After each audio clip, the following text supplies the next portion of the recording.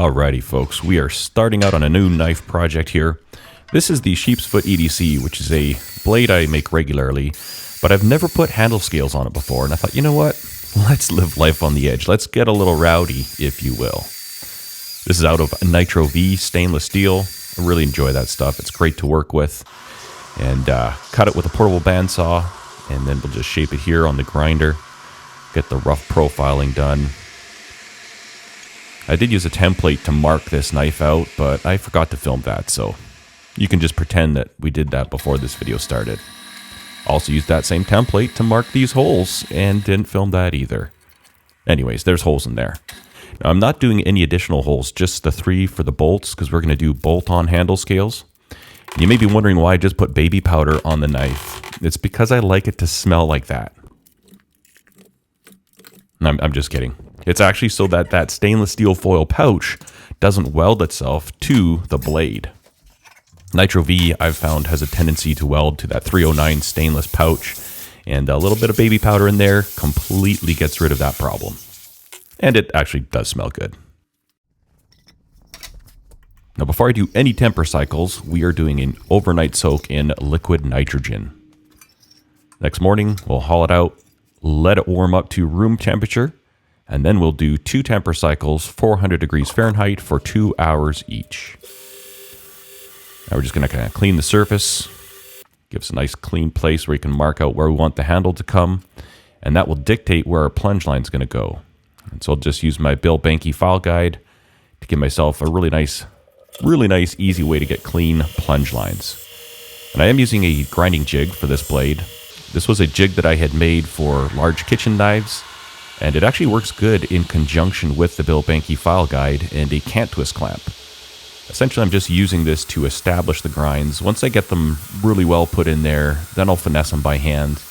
And I did end up going with a full flat grind on this knife. I've never really done many full flat grinds, but I thought it'd be pretty cool. You know, we're getting crazy with handle scales on a knife that normally doesn't have handle scales, and now we're doing flat grinds. What's next, AI? Come on.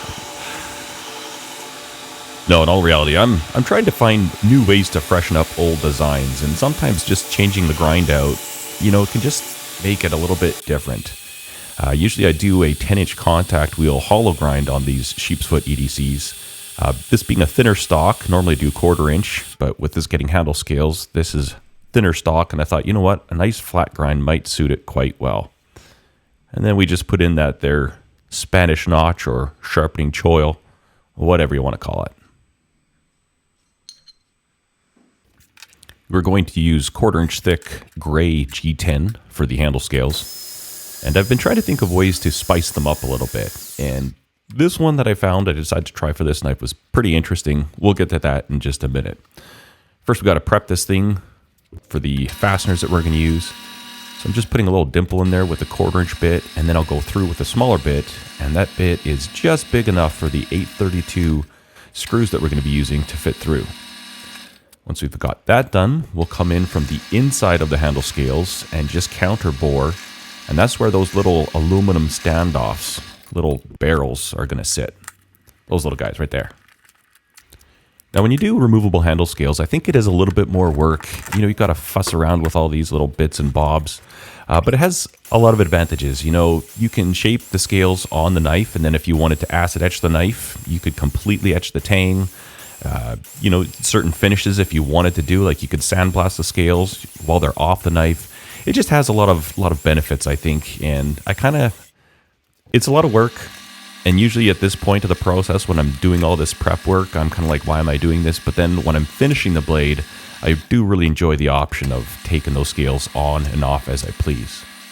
So I just figured out the depth for the countersink that I need, and once I had that set up, I put my drill stop on my drill press, and that way I can just go hit all those holes.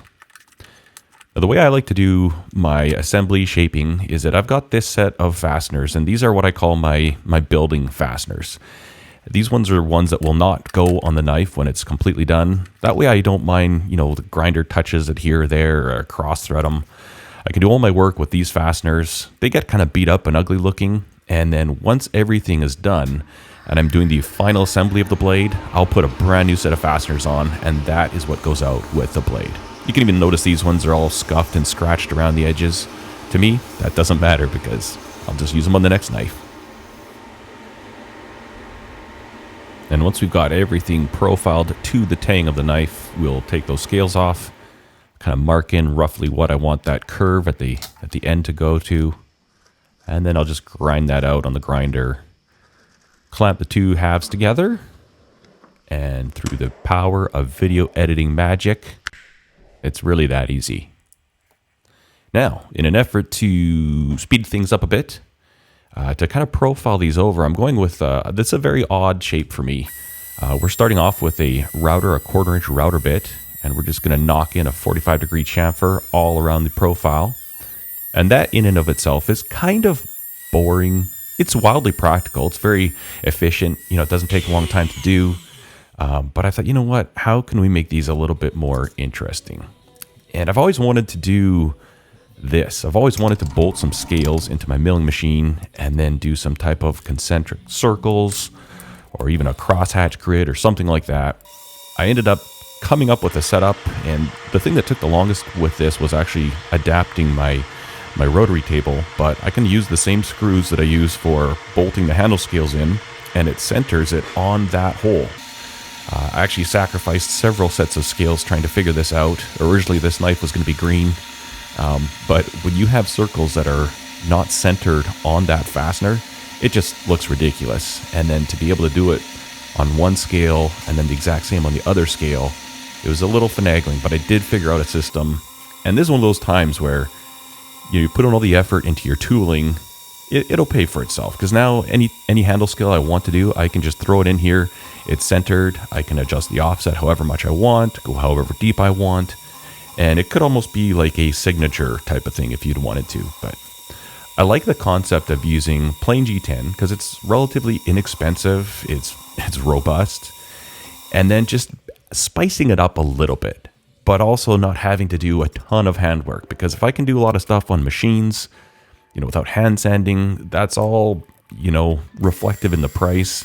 Trying to make knives more affordable, but still, this is still the part of knife making that I like is the creativity and it's not just kind of transferring that to processes, and designs in processes or processing in your design. I don't know what I'm trying to say, but this was the only hand sanding I did on this. I just did a little tiny bit. There's a couple spots that had a little chatter from the router. And then after that, I'm jumping onto these 3M bristle brushes. I'll put links in the description for a whole bunch of these products if you're interested in. But these things are phenomenal. That yellow one there was a 50 grit. And they're kind of like Scotch-Brite bristle brushes. This one here is 1600 grit. And it's amazing how good of a job it does at polishing up that G10.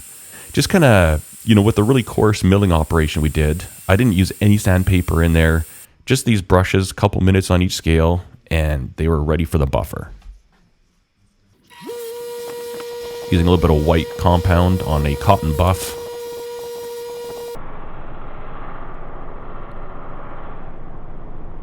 So many people think that when I do slow motion, something bad's going to happen. So every now and then I just throw them in there for fun. Now, if you've seen my last uploaded video, you'll know that I received an X tool, and I'm really enjoying this thing. I'm actually going to mark the blade steel inside the handle. Again, that's a removable handle scale, so somebody could take it off and see it, but it's just kind of neat to be able to do little things like this. I put in my maker's mark there, and it's cool. I'm really enjoying this little laser.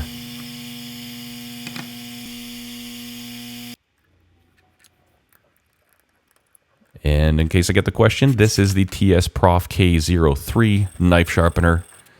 Really enjoy this knife. This blade took a little bit. The hardened steel, putting its first edge on takes a little while. I ground that to about 15 thousandths of an inch before sharpening. So it's got a nice slicing action to it. And it's also not too delicate. It should hold up to some abuse. And here are the final fasteners, the ones that have never been installed before, so that the customer gets really nice, clean, crispy fasteners. And that's pretty much it. If you guys have any questions, please don't hesitate. I'll do my best to answer them. I thank you for watching this, and I hope you all have a fantastic day. Cheers. And it's got this big concentric pattern on here. Edge came out nice. And let's do a video on it, all with the GoPro, so. Should have this out. I literally just finished this, and I should have the video out for tonight, I hope.